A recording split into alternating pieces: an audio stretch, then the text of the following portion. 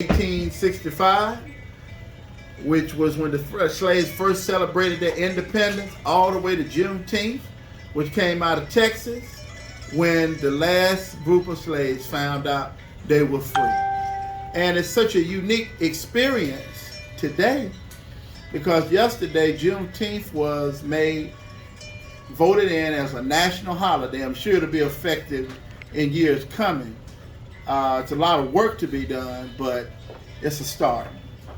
And it shows the impact that our people have made in America over the last 150 some odd years, as Booker T. Washington would say, up from slavery. Kwanzaa is a holiday that started in a cultural celebration that started in 1966 from an organization called United Slaves, spearheaded by Malana, which means teacher, out of the Swahili tradition, Malana Ron Karinga, who was a history professor in California. It comes from the agrarian tradition that as an African people, we're connected to the land, and that our tradition is connected to the food we eat, just as we are in America, because that's how we were started, that we were connected to the land, and they brought us as slaves to build up their country and to grow their food. And so Kwanzaa means first fruits. It comes from the Swahili term matunda ya kwanza, and it's referring to the first fruits tradition, when at the end of the summer and going to the fall, they begin to harvest the fruits. And that's what Kwanzaa is all about.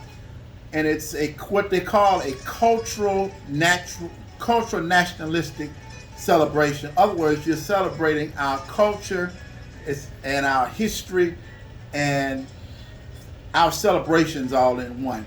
And it brings, most Africans will say, well, I never heard of Kwanzaa. Because Kwanzaa is an indigenous celebration to African Americans here in the United States. And now it's traveled not just in America, but all over the earth. People are practicing Kwanzaa. All over the earth, people are practicing Kwanzaa. It's based upon 7 principles. The first principle is umoja, which means unity. That we as a people, the only way we can be effective, we have to learn how to unify. Not that we're going to be the same. Some of us are Muslims and Christians and Vodun and Hebrews and atheists and lesbians and homosexuals and everything under the book. But we're unified by our tradition, our culture. And we come to Kwanzaa, we leave all of that behind. We only celebrate the fact that we're Africans. Our second principle after that is self-determination, or kujijakalia. Kujijakalia, which means self-determination, that we are determined to work together, that we're determined to determine our own identity, who we are as a people. We're not going to let anybody control our destiny. The next night is collective work and responsibility, which is Ujima, collective work and responsibility. That in order for us to be effective, we have to be able to work together. We have to be able to synergize our strengths and synergize our education and our talents and strengths.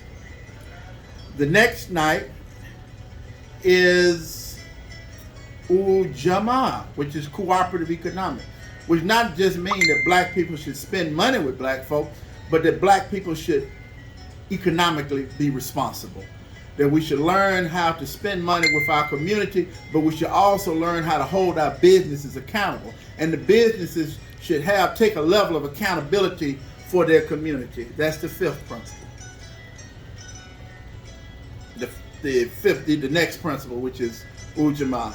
The next principle is, let me see, well, that's six is six is creativity, kaumba, which we are creative people. We determine our destiny. We create arts and talents and gifts and all of these things that make us a beautiful people. Our last one, and I may be missing one step, is Imani, which is celebrating the fifth one is Nia, which is purpose. What's our purpose? What What are we here for? Why are we doing what we're doing? That's our purpose. We go around. That's our purpose. That's fifth is purpose. Six is kumba, which is creativity, and during the night of creativity, it's traditional to have a karamu. In other words, people are coming together, they're sharing food, sharing conversation, and intertwining with one another. And seven is the night of imani, which is faith. And some of us will have faith in the Creator. Some of us will have faith in ourselves. Some of us will have faith in each other. Everybody, of course, doesn't share the same faith or have a faith at all. But it's not only to believe in a higher power or Creator, which is part of our cultural tradition, but to believe in yourself and to believe in your ability to do things. Some of the other principles of Kwanzaa, the Kwanzaa setup, you're going to see a red, black, and green flag. The red represents the blood that's shed. The black represents the people, and the green represents the land, connecting us to the land. But in the Kwanzaa flag is different from the RBG flag, or the red, black, and green flag, because the red part is the smallest part, meaning that we're to limit the blood that's shed. And then we have also on that table set up will be a kanara, which holds the seven candles, and that represents those seven principles. And then on that table we'll have a mat, the mkeka, which represents the foundation. Now, what is our foundation? Our cultural tradition.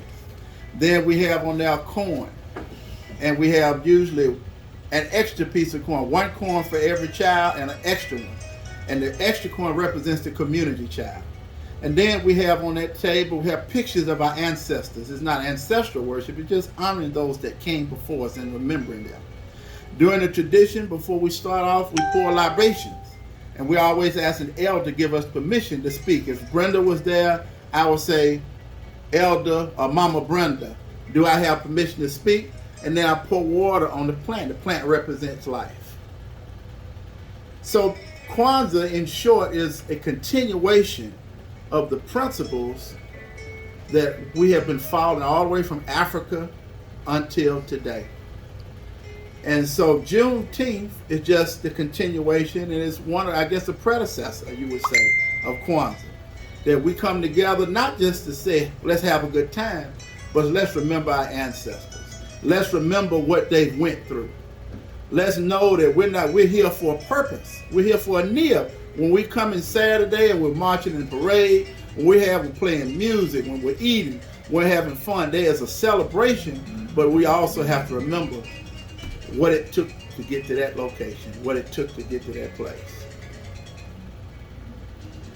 Let's remember our people, remember our ancestors. Let's make sure we come out and support on Saturday, which will be all celebration. We're happy to thank Minister Brenda, or the National Director here for Alabama, that her work has led to, I know, at least 20 celebrations in the city and Birmingham and Jefferson County alone.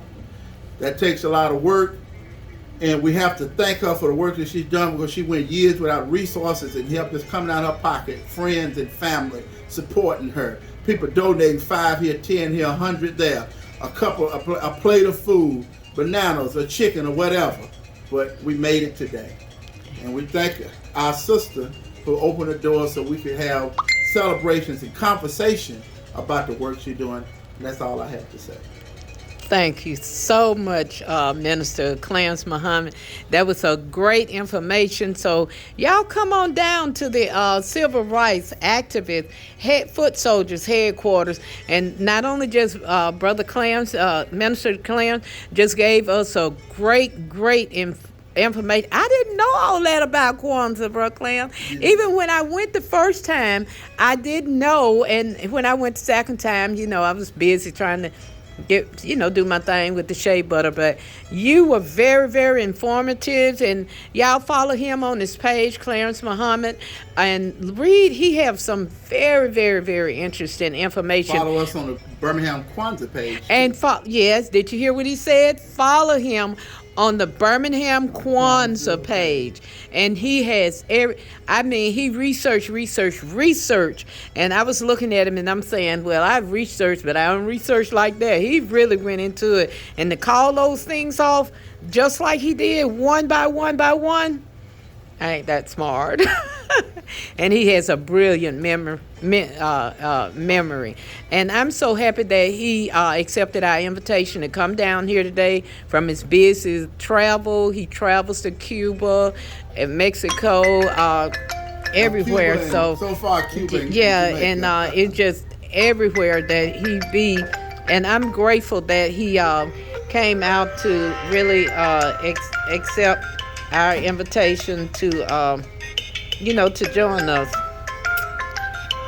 And thank you so much. And thank you, Sister Brenda, for continuing that work of keeping the Juneteenth celebration alive in our community. Yes. And we have to also thank those partners, the civil rights foot soldier activists committed that's opened the door for you to put the work in and invite people in and do displays and LaShonda Scales and Frank Matthews and so many others that are just making sure that things get done, because this is our celebration.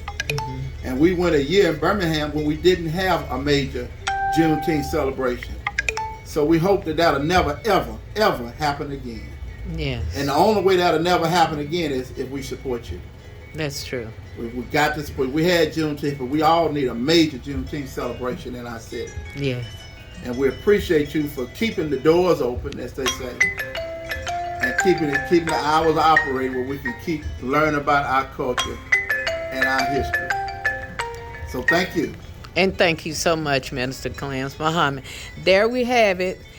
Clarence Muhammad, he took his time out to come and say hello and give us some knowledge and information. So just be supportive and write down some of the things that all the people that have taken time out to come out and visit here with us. And you see our display of things of Africa when we went to Africa, Senegal, and Gambia, and we had a wonderful educated time. And could you imagine all that fish they have out there, and it doesn't sour, even laying out in the open sun. This is where we were out in the compound, out and just sitting with the elders. And also, this is the chains that they wore during that time. And also, you can see the caves right there, and you see the little rooms right here. Brother Clam, could you point to that door right there? It's a door, right there. Those are doors, return, right? Doors of no return. I heard of that. Once you go down that little wall and you see how dark it is, can you see it? Can you see it? We can see it. You can see it now real good. All those had people in it, and I tell you, they were stacked on top of each other.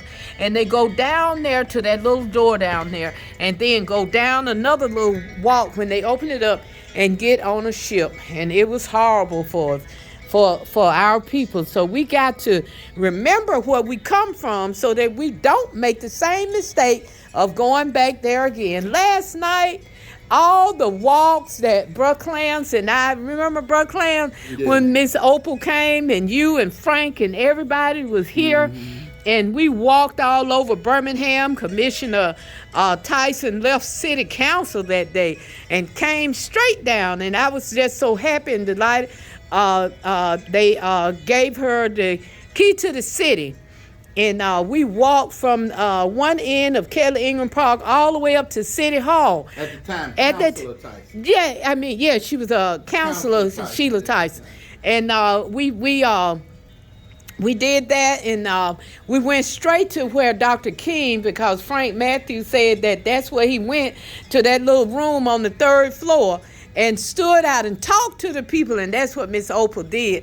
And I was so happy and delighted. This woman, 96 years young. That's how she is now. Yeah, she's 96. She'll be 97 in September or October this year, because it's in October that we normally bring her here back to Birmingham. And I hope that everybody comes out and support when we bring her back here, because she has made us become... You remember that word when you went to Ghana, Sankofa? Yes.